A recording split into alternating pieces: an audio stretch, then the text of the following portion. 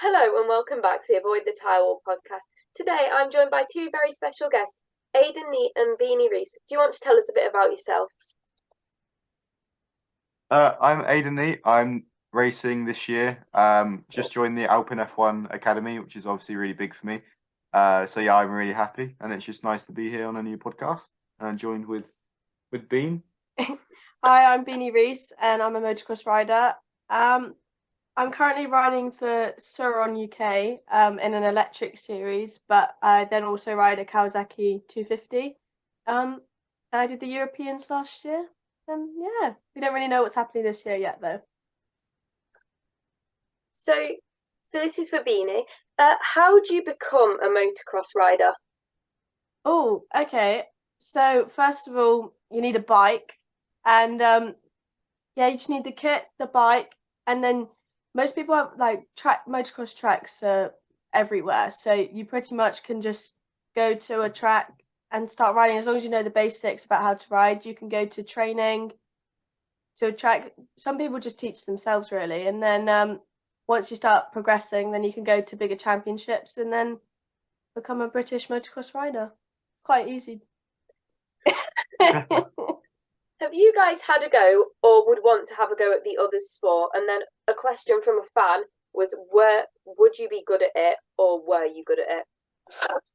I've had to go on one of Bean's like little pit bikes just in her at the bottom of her horse field, and I have no idea. Like, I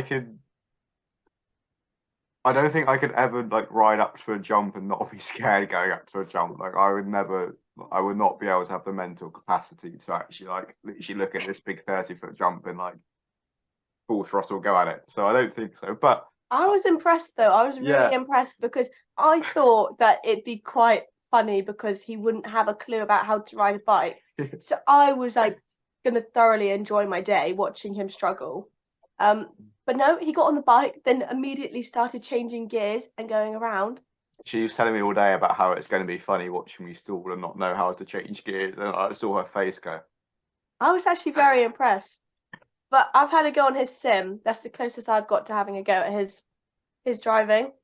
I think I was actually okay. To be fair, at the end it was actually quite good. You got within a few seconds at Donny.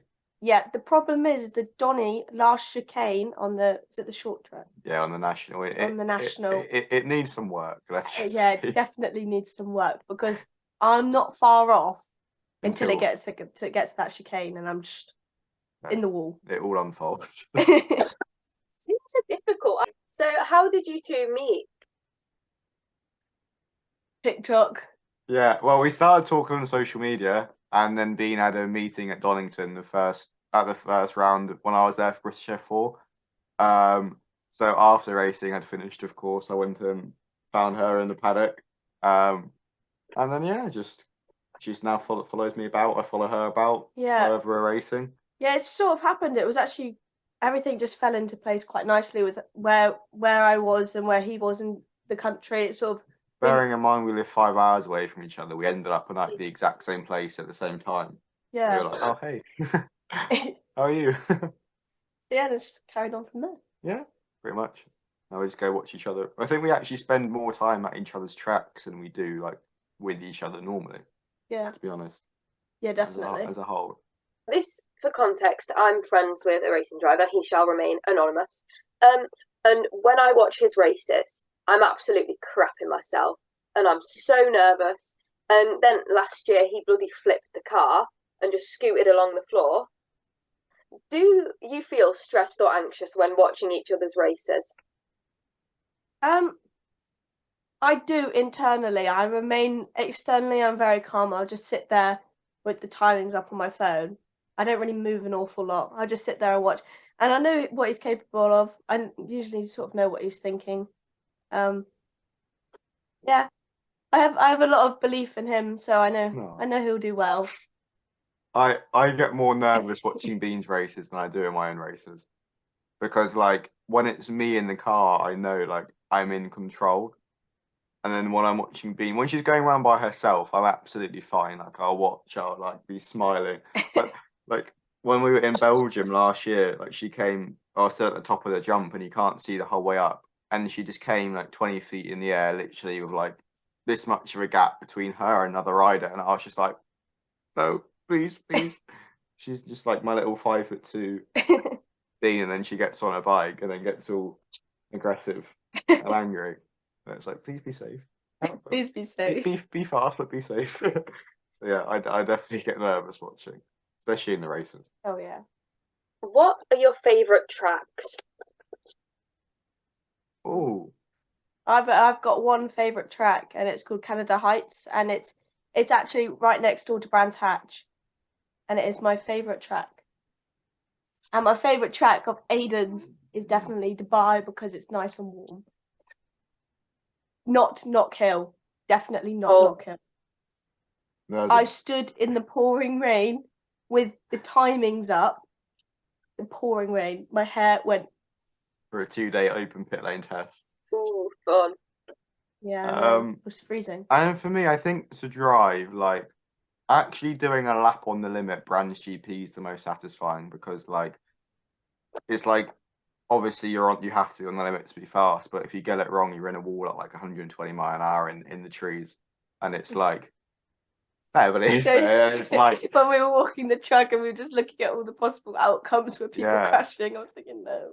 But it's just like when you know there's like no margin for error, it's like you get such an adrenaline rush from it, which is really cool. But then I'd say for the character is like Yas Marina, because when you go under the hotel section at night, it's just like really cool.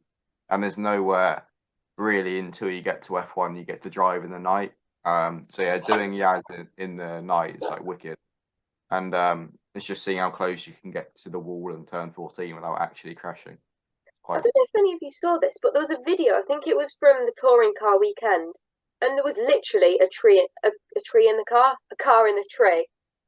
I have a funny story about this. I said to Aiden, I went, do you see, yes. And I said, do you see that yellow thing? We were on the buggy. I said, do you see that in the tree? And they were going, no. Oh yeah. And then that was like it was on the exit of turn 1. He went up the marshal post. And then he almost hit the marshal. Luckily, he was alright.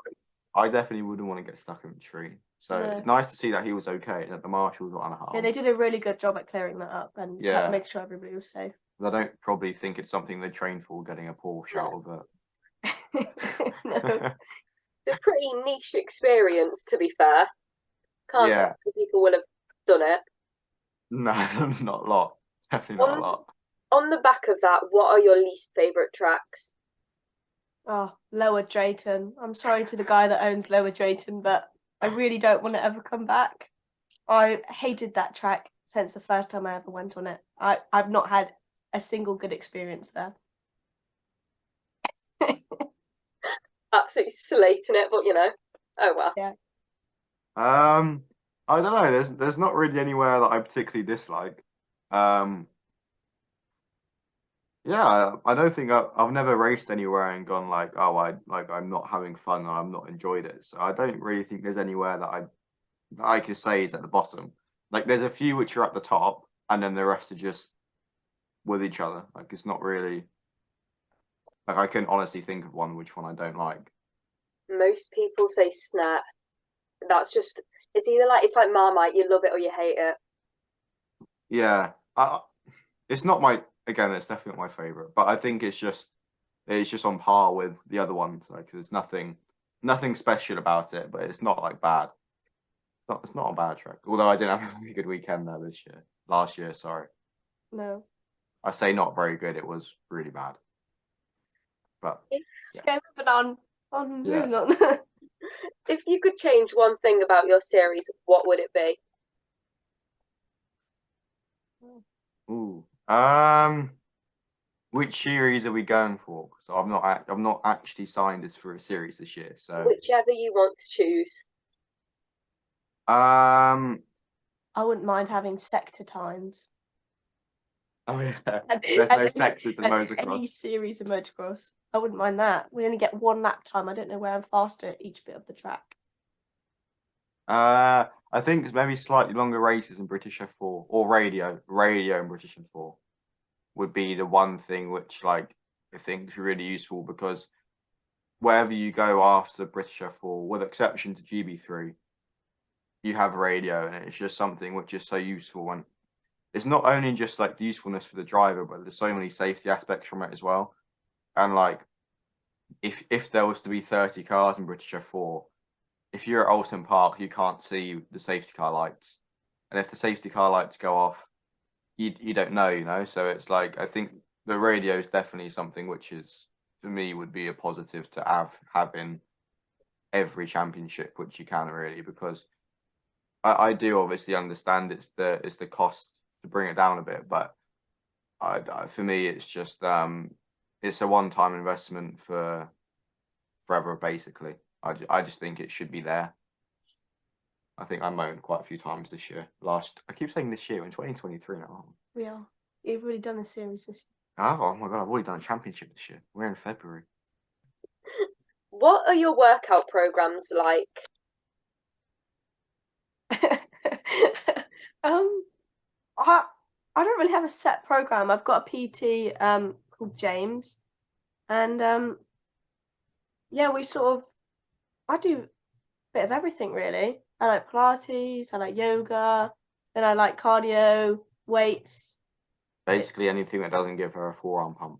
Yeah, because otherwise I'll get arm pump when I'm riding my bike. But I do love yoga. It's my new little 2023 goal. But every time I've left, I've been so busy the last few, like 6 weeks, that I haven't really got to doing it. But I will be back on track. I did some last night.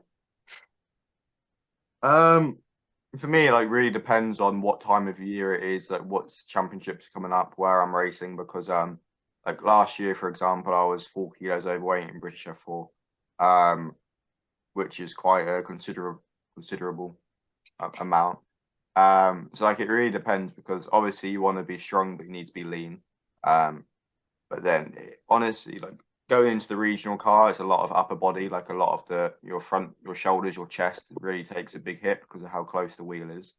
But then if you go to FIA 3, then a lot of it goes on the neck and then the legs. So it really depends just where you're racing, really. Yeah, and then you tailor it to what you actually need. Or when we're in the gym, he has to just help me. Motivate. Yeah. Because the other day, when did we go to the gym? The final reps don't really come if there's no motivation. Yeah, I cried. I cried in the gym because he was trying to make me do the upper body presses and I just couldn't do it. You could, you're just telling yourself. I thought of something to say. Oh, I have a really stupid question, right? It's like really stupid. But say there's like a midget driver like Yuki Tsunoda, and then like he stood next to like Esteban Ocon. Can you adjust the pedals in the car to make it like midget proof? Yeah, of course. So I mean, it can be quite a struggle, because I mean, it depends. In F1, they can basically make it for whoever, because they make their own cars, like, you know. But when you're in this going up, obviously it's one car for everything. But yeah, you can move the pedals massively. Like, there's 20, I think there's 20 odd holes for the pedal position, which are all about an inch apart. So, and then you make the seat custom as well. So if you're a bit too far away, even with the pedals closest, you can put a bit more foam in the back, and then so yeah, you can always adjust for little people. Little people. And for tall people. Yeah, like Ugo. Yeah. Ugo's very tall. I have to look at him like this when talking. I'm the same. I met him at Alton and I was just like, hi! Oh, no, he's grown so much since British F4. Has he? Oh. Since British F4. We walked into Dubai when it was the first round in Dubai, and we were all looking at him and going, oh my gosh. You're a giant. He said he'd give us some of his height. I can't remember. Who did he say that to? James? Yeah. Okay. So this is for Aiden. What does having the support of Alpine mean to you? Honestly, like, at the moment, it's still pretty, like, surreal. Like, honestly, just when you get to Enstone, and like you walk in through the front doors and you say good morning, how are you, to the receptionist, and you walk through and you go to the academy bit on the other side, and it's just, honestly, you're walking through and just like, wow, like, it really is, like, it's insane. But honestly, they're really good. And even in the, obviously I'd been there a few times before it got announced, but in the few times I have already been there, like the amount of help and support I've already got is just like incredible from like the Dave on the nutrition and fitness side is just like he's really good. What he does is like he's been there since it was Lotus. Like he's been there forever. Julian is just like he's got so much knowledge and experience and like everything from being team managers. Like it's just there's just so many tools and like you can really learn anything about anything there. Like it, if you need help with something, then it's available, and so it's really nice to know that if you need support, it's there. But yeah, honestly, like it's just a surreal feeling. Like every time I get that, I'm just like, wow, you know, it's like it is really cool. What's the best motorsports related movie? I think for me, it's Rush. Senna. I mean, that's the only one that I've watched, so we'll go Senna. Unless we watch the only thing I've actually watched and paid attention to. Actually, I'm not going to say that. I'll get grilled. I say Drive to Survive. I said We'll go Cars Senna. last week, so I mean, Drive to Survive still pretty decent. Cars, Disney Cars. We love that. Do you remember that the Disney series we watched? Oh yeah, Disney Plus released like 10-minute episodes of cars, of like new cars. That was pretty good. That dinosaur park. Oh, yeah. I'm gonna have to go watch this later. It's great. No, I think actual movie for me is Rush. Like it's because it's insane how much like it's come along. Like from motorsport then to now, it's mental. Like imagine you saw one of the F1 drivers now walking around smoking a cigarette in the paddock. Where do you both see yourself in 5 years? Hopefully on a beach. No, I'd really like to I'm not really sure. I'd like to still be riding bikes, I think, and hopefully in a few other sports. I've got a teammate called Anya, and we just want to do everything for a bit of fun. And we're now going to this electric side of 2 wheels, and I think we'll just see where that goes. Really, yeah, just hopefully doing something a bit different. How about you? In 5 years, I hope to be at the top. That's my plan. To be there. Yep. Traveling the world, driving race cars. Well, at least doing that. At least traveling the world doing race cars. That's where I want to be. That's where the ambition is. That's what I wouldn't be doing what I'm doing. So yeah, see where it takes me. Work hard and see. It's not all of it. I can do my absolute best on track because that's all I can do. So that's my goal. Who have been the biggest supporters in your careers? Obviously, I think both of our families. Yeah, for sure. Yeah, Aiden's family is incredibly supportive. His sister, Aiden couldn't be. Well, I don't like Ella is amazing. Aiden's sister, and for me, obviously, my dad. I couldn't be driving. I can be. Yep, he drives everywhere, but I couldn't be riding without my dad. My dad does everything for me. He's my mechanic, my driver, my dad. Yeah, my dad.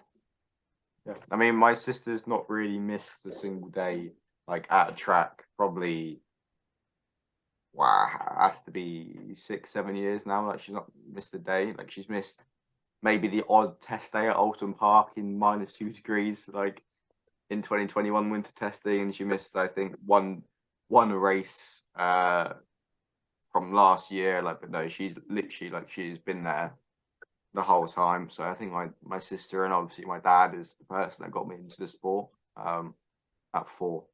Wow, 4. Yeah, whenever I say 4, I kind of go, you're wow, very small. For a 4-year-old in a go-kart. Yeah. But yeah, definitely my dad and sister, I'd say. I think it's so funny when you see the little kids doing karting and their helmets are like this big and their bodies are like this big and they're just bobbling around like mushrooms. That was me once. So this question's for Beanie. We saw that you raced in the e-scooter, I can't remember what the full title is, but the e-scooter championship. Can you explain how that's different, like aside from the obvious, to other motorsports?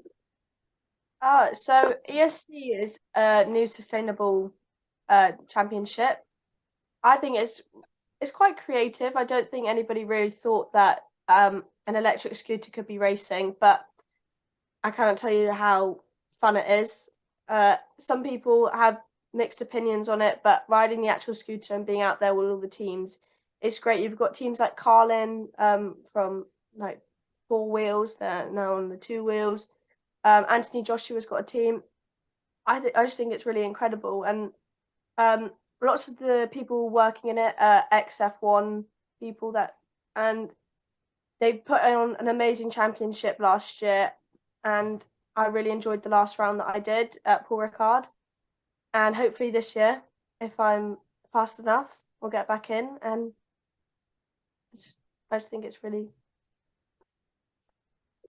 You know, at the start, how the hell do you not fall off when you go down the like that shaped thing? Honestly. So first of all, I had to do some practice because I was too young for the insurance at the beginning of the season, so I could only do the last round. And I was actually a reserve rider, and unfortunately, an injured rider. A rider got injured, and therefore I got to step in. But fortunately, the rider was okay.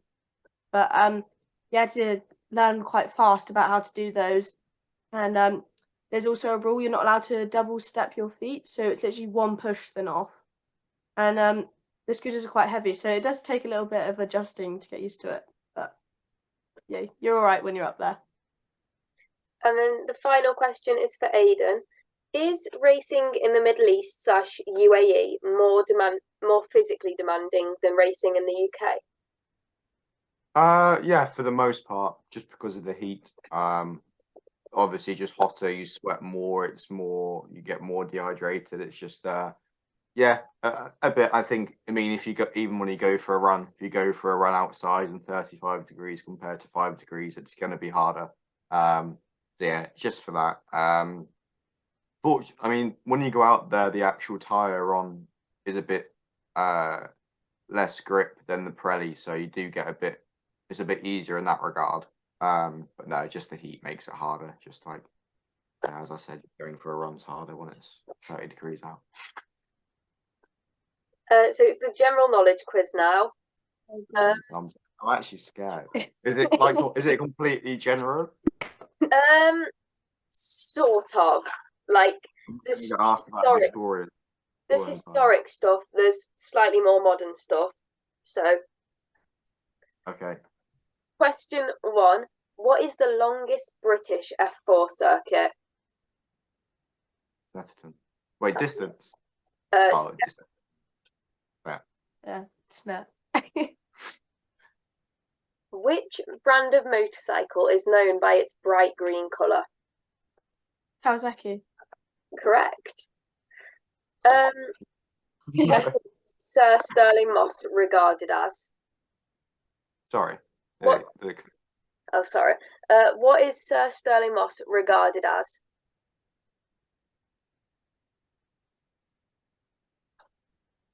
Do you want a hint? Yeah. The greatest driver to never do something. Crash. No, not crash. Did you know this? I think you probably, yeah. Honestly, it'd be a guess. I'm not sure. Like, not to get a penalty. The greatest driver to never win a championship. Oh, that would have been quite. Yeah, it's quite something. Now you said that. I don't think I've actually had that quite a few times. The motocross questions are actually off Google, and it was an American site, so it could be wrong, which I apologise for. But which outdoor motocross class was discontinued in the 1990s?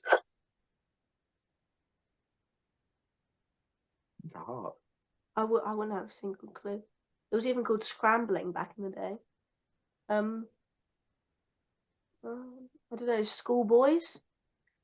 500cc. Yeah, no, I would not have got that. You go ahead of 500cc motocross bike. What? Is that what it sounds like?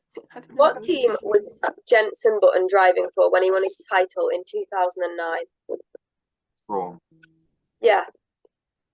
Boom. Well done. I mean, I shouldn't know things like that. Where did motocross first evolve? On a field? Where specifically was the field? Country. Yorkshire. Where's Yorkshire? Yeah, England. There we go, correct. We got there eventually. Country. Sorry, I had a bit of a mind blank. I thought it was a country. Which 3 races make up the Triple Crown of motorsport? Indianapolis, Le Mans. It's a tiny Races. Races. Yeah, Or races. not championships. No, it's like a tiny, tiny little country, and it's a principality, so it's not. Oh, so the Monaco Grand Prix, Le Mans, and Indy 500. Yeah. I knew it was one of the F1 races, but I wasn't sure which one it would actually be. Can you name the only driver to ever win it? Oh my god. I'm not even gonna attempt. To ever. Mhm. What roughly years were they? He was around 60s. He's I like, read a book on this. When you say it, I'm gonna kick myself. Like I'm actually gonna kick myself. I read a book on this and I can't remember his name. Graham Hill. Why did I not know that? Like that's so annoying. That's actually annoyed me. When was the FIM founded? I'm just gonna take a wild guess. It must have been quite recent, then, no? Nope. Not recent. Oh, like 1990s? 1904. 1904. Gosh, my throat's really hanging in there. I feel like we're doing really bad here. I'm so annoyed about the Triple Crown one. Can you name this track? Paul Ricard. No, Spa. not Paul Ricard. Spa, did you say? Oh my god! How is that remotely Paul Ricard? How is that like the first corner at Paul Ricard's the left chicane? I only watched it from one corner. When I went for ESC, I was in the karting track. Yeah, and the last corner is not. Coming back to front. There was an arrow. Oh no, let's redo it. Spa. There was an arrow. Yay! You got a grand total of 6. Oh, well done. Out of how many? 10. So you got 60%. That's an overall pass. I should have at least had, like, I know I should have at least had 7. When you oh. So proud. Thanks, Bean. Great teamwork. Teamwork makes the dream work. Okay. Thank you for watching this week's episode of the Avoid the Tyrewall podcast, and thank you to Aiden and Beanie for doing this interview. Bye!